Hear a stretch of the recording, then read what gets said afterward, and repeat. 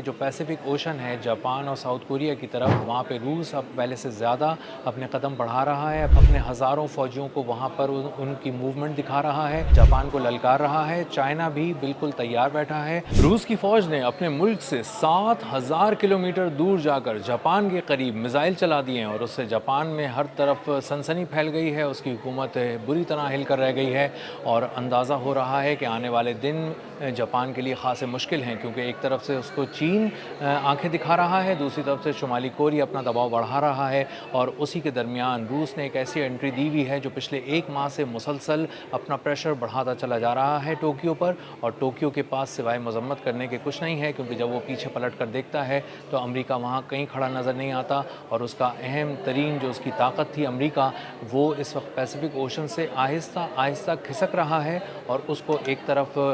اپنی تمام طاقت جھونکنی پڑ رہی ہے مشرق وسطیٰ کی طرف، اور دوسری طرف ڈونلڈ ٹرمپ کو کم جونگ ان بہت زیادہ پسند آنا شروع ہو گئے ہیں، اور اس سب صورتحال نے جاپان اور ساؤتھ کوریا کا سانس خشک کر دیا ہے۔ میرا نام اظہر علی خان ہے، اور آپ دیکھ رہے ہیں آج کی بات۔ کورل آئلینڈز کا میں نے ذکر کیا تھا کچھ دن پہلے، یہ ایک ایسے جزائر کا سلسلہ ہے جو جاپان سے صرف 1,500 کلومیٹر دور ہے، اور روس سے 7,000 کلومیٹر دور ہے، لیکن روس نے مسلسل اس پر اپنی نظر رکھی ہوئی ہے۔ اس زمین کو جاپان اپنی زمین کہتا ہے، ان آئلینڈز کو اپنی آئلینڈ کہتا ہے، اور ان جزائر کو متنازع کہتا ہے، اور اسی لیے وہ روس کو بار بار روکنے کی کوشش کرتا ہے کہ یہاں مت آنا، یہ میرے جزائر ہیں، لیکن روس نے اس بات کو طے کر لیا ہے کہ وہ اب جاپان کو مسلسل چیلنج کرتا رہے گا، اور دیکھے گا کہ جاپان میں کتنی ہمت ہے، اس میں کتنی ایسی ملٹری پاور ہے کہ وہ آ کے روس کے سامنے کھڑا ہو سکے، اور اگر اس کو بلانا ہے تو وہ امریکہ کو بلا بھی لے اپنی مدد کے لیے، اور دیکھتے ہیں کہ امریکہ اور جاپان مل کر روس کو للکار سکتے ہیں یا نہیں۔ اور اسی لیے روس کی فوج نے ایک بہت ہی زبردست قسم کے میزائل کا تجربہ کیا ہے، بہت سارے میزائل فائر کیے ہیں، ایک پوری سیمولیشن بنائی ہے، اور یہ دکھایا ہے کہ 300 کلومیٹر دور جا کے اہداف کس طرح نشانہ لگاتے ہیں، اور ٹھیک درستی کے ساتھ ان میزائل سے نشانہ لگایا، اور بیسٹیون میزائل سسٹم کے ذریعے جو فائر کیے گئے تھے میزائل، انہوں نے ٹھیک اپنے ہدف کو نشانہ بنا کر تباہ کر دیا۔ یہ ایک ایسے موقع پر کیا گیا ہے جب ریسنٹلی ان کی ڈرلز ختم ہوئی ہیں رشین فوج کی، اور اس ڈرل کے اندر نہ صرف ہزاروں فوجی شامل تھے بلکہ بہت سے فائٹر جیٹس شامل تھے، مختلف قسم کے ایئر کرافٹ شامل تھے، نیوکلیئر سب مرین بھی بلائی گئی تھی، بہت سارے وار شپس بھی تھے، اور ہر طرف ایک بہت بڑا ملٹری بلڈ اپ کیا گیا تھا، اور دکھایا گیا تھا کہ ان ملٹری ڈرلز کے ذریعے کہ ہماری طاقت کا یہ ابھی عشر اشیر ہے جو ہم تمہیں دکھا رہے ہیں کورل آئلینڈز کے پاس۔ روس کے پیسیفک فلیٹ نے جو میزائل فائر کیے ہیں یہ سرفس سے شپ تک مار کرنے والے میزائل ہیں، یعنی اس سے بحری جہازوں کو نشانہ بنایا جاتا ہے۔ واضح پیغام ہے کہ جاپان کے بحری جہاز، جنگی جہاز اس وقت روس کے نشانے پر ہیں، اور وہ چاہے تو 300 کلومیٹر کے ریڈیس میں بڑے پیمانے پر تباہی پھیلا سکتا ہے، اور اگر اس کو چیلنج کرنے کی کوشش کی گئی تو اس کے سنگین نتائج برآمد ہوں گے۔ اور یہ جو سب کچھ ہو رہا ہے اس کی ٹائمنگ بہت ہی غیر معمولی ہے۔ ابھی کچھ دن پہلے ولادیمیر پیوٹن جو روس کے صدر ہیں، وہ 7,000 کلومیٹر دور اڑ کر آئے، کورل آئلینڈز پہ انہوں نے لینڈ کیا، اور جاپان کی مذمت کے باوجود وہاں پر گھومتے پھرتے رہے، وہاں پر لوگوں سے ملتے رہے، انہوں نے وہاں پر ایک فش پروسیسنگ پلانٹ کا بھی دورہ کیا، اور اس کے بعد انہوں نے مچھلی کے انڈے بھی چکھے، اور اس کے بعد انہوں نے دنیا کو پیغام دیا کہ میں یہاں آزادانہ طور پر گھوم پھر رہا ہوں، آیا ہوں، جب چاہوں یہاں پہ لینڈ کر سکتا ہوں، جب چاہوں لوگوں سے مل سکتا ہوں، آزادانہ طور پہ گھوم پھر رہا ہوں، اگر روک سکتے ہو تو روک کر دکھا دو۔ جاپان اس ساری صورتحال میں خود کو بے بس محسوس کر رہا ہے، اور صرف مذمتیں ہی کر رہا ہے، جس کو ماسکو ایک ہی پھونک مار کر اڑا دیتا ہے، اور اس کی کسی بات پر کان نہیں دھرتا۔ اور یہ صورتحال جب ہوئی ہے جب پیسیفک اوشن سے ایک انتہائی اہم ترین ایئر کرافٹ کیریئر امریکہ کو نکال کر مشرق وسطیٰ لے جانا پڑا، اور USS ابراہم لنکن کو وہاں سے نکال کر انہوں نے امریکہ واپس بھیجا ہے، جو تقریباً 270 سے زیادہ دن تک سمندر میں موجود رہا۔ یہ سب کچھ ایک ایسے وقت میں ہو رہا ہے جب جاپان امریکہ کی مدد کے ساتھ یہاں پر اپنا زور دکھانا چاہتا ہے، اس کے ساتھ جوائنٹ ملٹری ڈرلز بھی کر چکا ہے گزشتہ ماہ، لیکن اس کے بعد امریکہ اچانک اپنے تیور بدلتا نظر آ رہا ہے، اور اس کا موڈ بدلتا نظر آ رہا ہے،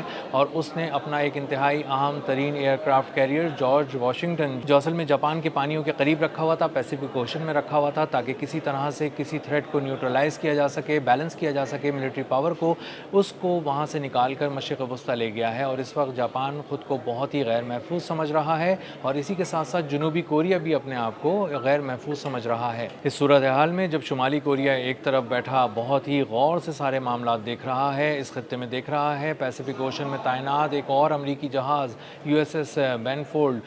اس کی بھی بجلی چلی گئی، وہ بھی ایک تیرتی لاش بن گیا۔ 4 دن تک اس میں بجلی نہیں تھی اور وہاں پر جو اہلکار تعینات تھے وہ شدید گرمی میں وہاں پر بیٹھے رہے، بہت زیادہ مشکلات کا شکار رہے۔ 4 دن تک ان کو خوراک اور دیگر جو ان کی ضرورت کا سامان تھا وہ سمندر میں مہیا کیا جاتا رہا، لیکن USS بینفورڈ کو ٹو کر کے لے جانے والا کوئی نہیں تھا۔ 4 روز کے بعد ایک جہاز آیا اور اس کے بعد اس کو لے جا کر اس نے فلپین تک ٹو کیا اور فلپین میں جا کے اب اس کی مرمت کی جا رہی ہے۔ تو امریکہ کی آپریشنل ریڈینس کا عالم یہ ہے کہ اس کے جہاز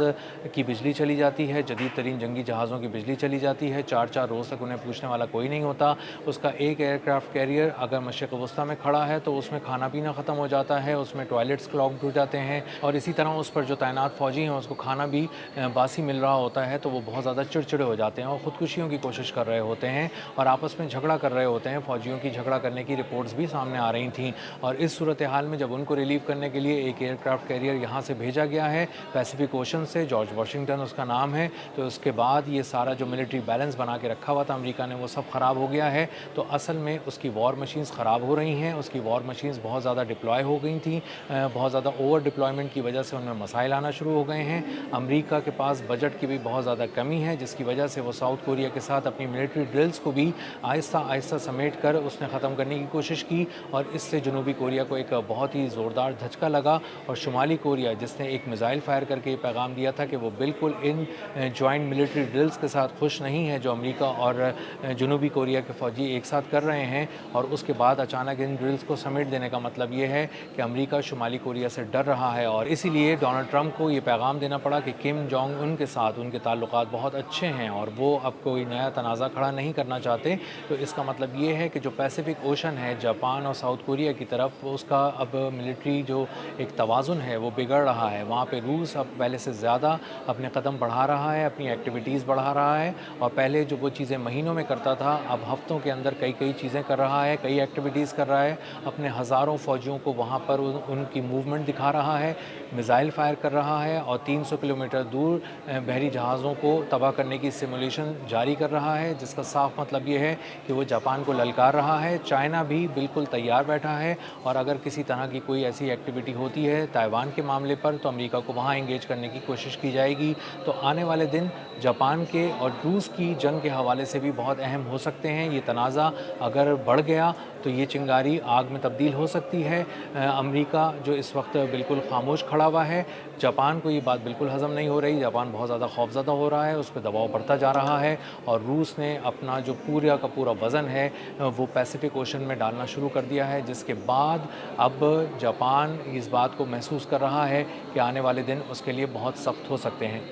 اب تک کے لیے اتنا ہی، ملتے ہیں اگلے ولاگ میں کسی نئی خبر، نئے تجزیے اور نئے زاویے کے ساتھ۔ اللہ حافظ۔